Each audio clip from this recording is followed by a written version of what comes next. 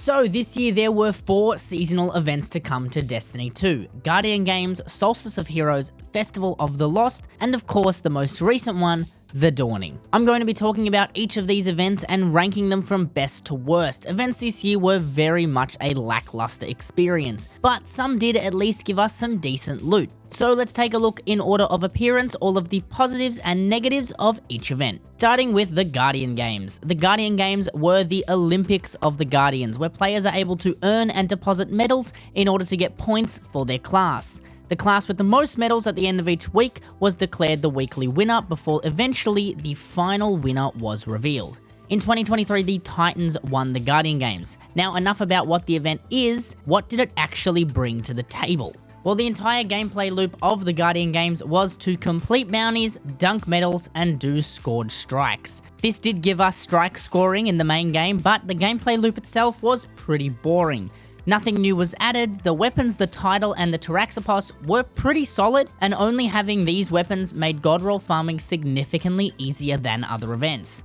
Not having to go out of your way to play a specific activity did mean you could passively complete the Guardians game bounties to acquire these weapons. Because you didn't have to go out of your way, I'm giving the Guardian Games bonus points, and I still wouldn't say it was a great event. None of them really are, but I'm going to rank this one number 2 on the list. The next event was the Solstice of Heroes. Now this event brought us the EAZ, which in my opinion lasted a little longer in terms of activity length than I would have liked. The armor glows this year were insane to buy, and the event pass format for this event specifically offered very little for free-to-play players.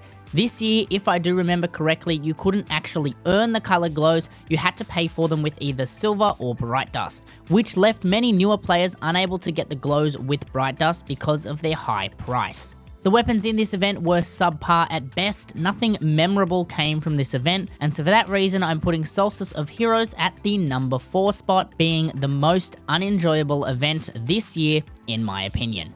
Now onto Festival of the Lost, which has never been the same since losing the Infinite Forest and the Haunted Forest all those years ago. While the Haunted Lost sectors aren't the most fun activities, the bonus they have over the Solstice event is they are significantly faster than the EAZ. The weapons from the Festival of Lost are also extremely good, and most of the weapons from the festival are highly ranked in their class, especially the likes of Horror Story, Macabre, and the A Cosmic, which was introduced this year. The Festival of the Lost was the least grindy of the year if you were just looking to collect weapons. You didn't need to spam bounties unless you wanted to get yourself all the pages for the titles. Otherwise, you were able to farm candy from Haunted Lost sectors and strikes to earn weapons. The downside being you did have to wear the Festival of the Lost mask. Because of the good weapons and its least grindy event, I'm gonna say this was the best event of the year, placing it at number 1. Now, the number 3 spot is going to be the most recent event,